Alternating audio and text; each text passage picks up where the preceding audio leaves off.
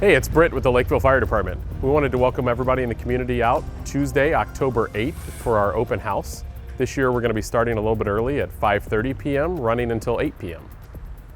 Some of the activities you can enjoy are spraying water with a firefighter, meet Sparky the dog, experience a smoke-filled room in our safety trailer, practice using a fire extinguisher, check out the fire trucks, a police car, and an ambulance.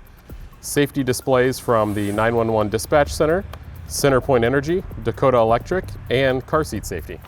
Demos will start around 6 p.m. We'll have stuff from the Dakota County Special Operations Team, a auto extrication demo, as well as a live car fire, weather dependent.